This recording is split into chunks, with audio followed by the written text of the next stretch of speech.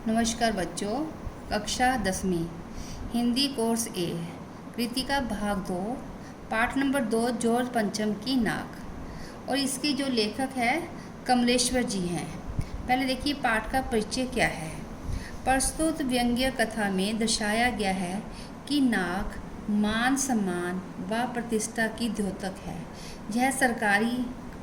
यह कथा सरकारी व्यवस्था पर करारी चोट करते हुए सत्ता से जुड़े लोगों की औपनिवेशी मानसिकता तथा विदेशी आकर्षण पर तीखा प्रहार करती है। अब देखो बच्चों, पाठ के उसके मुख्य बिंदु क्या है। पहला बिंदु देखिए क्या है।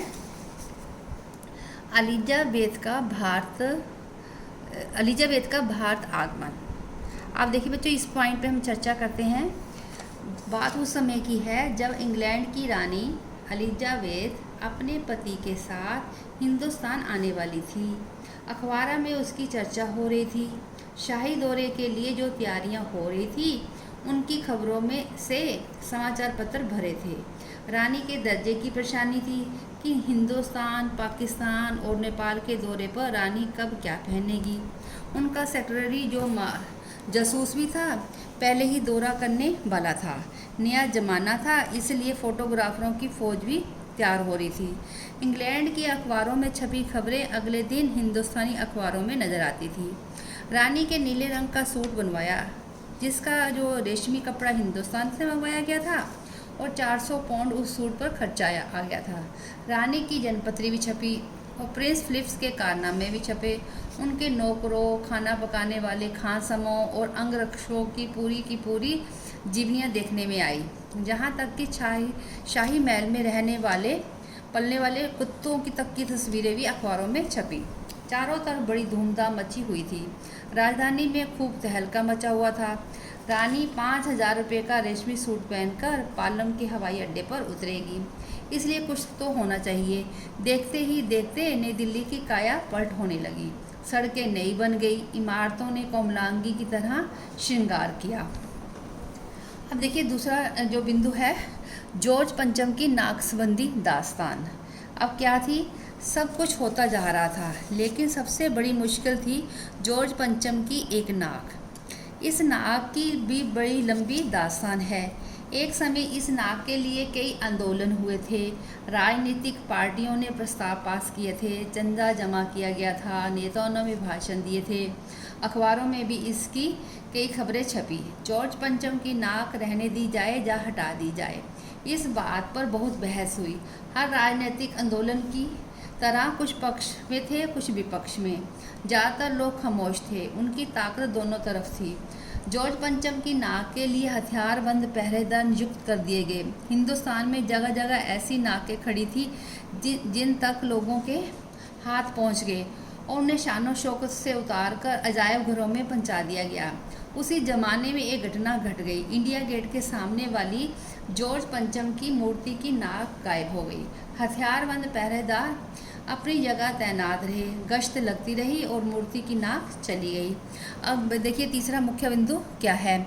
सरकारी तंत्र में नाक को लेकर चिंता। एकाएक परेशानी बढ़ गई। रानी आए और जॉर्ज पंचम की मूर्ति के नाक ना हो तो बुरा लगेगा। देश का भला चाहने वालों की एक सभा बुलाई गई। सभी इस बात से सहमत थे कि अगर नाक नहीं है तो सबकी इज्जत नहीं रहेगी।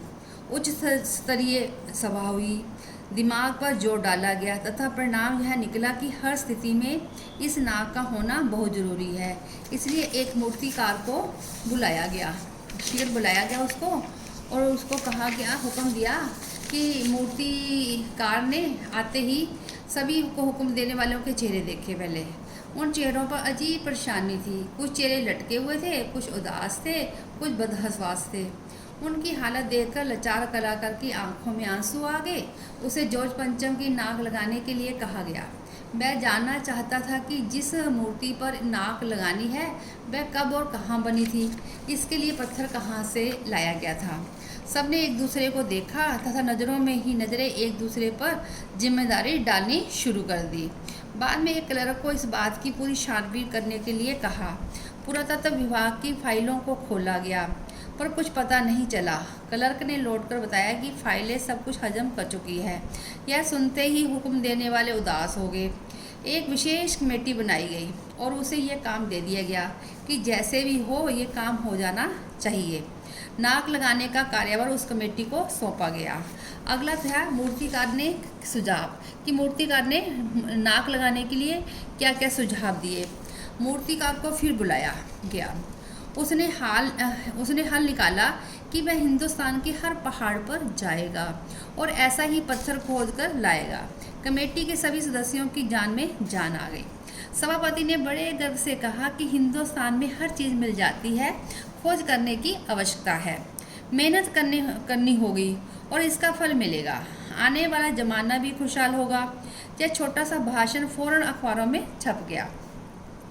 मूर्तिकार हिंदुस्तान के पहाड़ी प्रदेशों, पत्थरों की खानों के दौरे पर निकल पड़ा। कुछ दिन बाद लौटकर निराश होकर ये खबर दी कि पत्थर कहीं नहीं मिला, ये पत्थर जो है विदेशी है।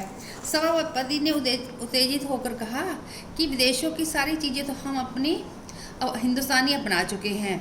दिल, दिमाग, तौर तरीके, रहन सहन सब हिंदुस्तान में बाल डाल से मिल जाता है, तो पत्थर क्यों नहीं मिल सकता। पहले तो मूर्तिकार चुप खड़ा रहा, फिर उसकी आंखों में चमक आई। उसके पास एक तरीका है, पर अखबार वालों को नहीं पता लगना चाहिए ये क्या है। सभापति की आंखों में भी चमक आ गई। कमरे के सब दरवाजे बंद कर दिए गए।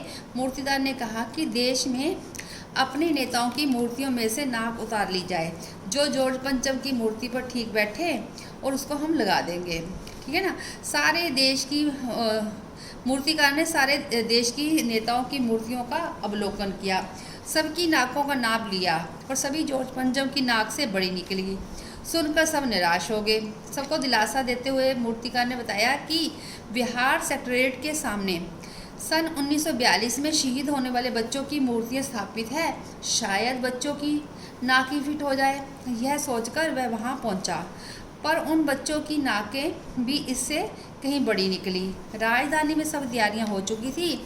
जॉर्ज पंचम की मूर्ति को साफ किया गया, रोगन लगाया गया, सब कुछ हो चुका था, पर नाक नहीं थी। बड़े बड़े अधिकारियों तक ये बात पहुंची। सब परेशान कि जॉर्ज पंचम की नाक ना लग पाई तो फिर रानी का स्वागत करने का मतलब, इससे तो अपनी नाक कट जाएगी, अर्थात बदनामी हो जाएगी। आगे देखिए, अगला पॉइंट देखिए, मूर्तिकार की नई योजना क्या थी। अब देखिए, मूर्तिकार ने पैसे से तो लाचार था, वह हार मानने वाला कलाकार नहीं था। उसके दिमाग में एक विचार आया। उसने पहले वाली शर्त दोहराई, कमरे के दरवाजे बंद हो जाएं। फिर मूर्तिकार ने अपनी योजना पेश की। नाक लगाना जरूरी है, इसलिए 40 करोड़ों में से किसी एक की जिंदा नाक काट कर लगा दी जाएगी। चारों तरफ सन्नाटा छा गया। सभापति ने सबकी तरफ देखा। सबको परेशान देखकर मूर्तिकार चौंक उठा और धीरे से बोला कि किसी को घबराने की ज़रूरत नहीं है, नाक चुनने का काम उसका है, उसे सिर्फ इजाज़त चाहिए। कानाफूसी हुई और मूर्तिकार को उसको इसकी इजाज़त दे दी गई। अब अगला देखिए, नाक लगाने की से जुड़ी तैयारियां क्या थी। अखबारों में सिर्फ इतना छपा था कि नाक का मसला हल हो गया। राजपथ पर इंडिया गेट के पास वाली जॉर्ज पंचम की मूर्ति के नाक लग रही है। नाक लगने से पहले हथियारबंद पहरेदारों को तैनात किया गया। मूर्ति के आसपास का तालाब सुखाकर साफ किया गया, उसमें ताज़ा पानी डाला गया ताकि जो जिंदा नाक लगाई जानी थी वह सूखने न पाए। इस बात की जानकारी जनता को नहीं थी। रानी के आने का दिन भी नज़दीक आ रहा था। मूर्तिकार अपने बताए हल से स्वयं परेशान था। जिंदा नाक लाने के लिए उसने कमेटी वालों से कुछ और मदद मांगी। उसे मदद मिल गई। अब लास्ट का पॉइंट देखिए कि जॉर्ज पंचम की नाक का लगना। अब दिन आ गया, जॉर्ज पंचम के नाक लग गई। सब अखबारों में खबरें छपी कि जॉर्ज पंचम के जिंदा नाक लगाई गई है, यानी ऐसी खबर, ऐसी नाक जो कहीं से भी पत्थर की नहीं लगती है। उस दिन के अखबारों में एक बात गौर करने की थी।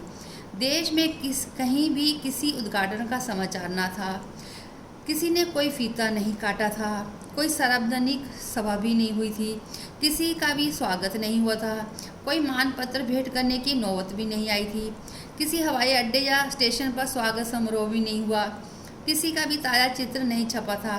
सारे समाचार खाली थे। पता नहीं ऐसा क्यों हुआ।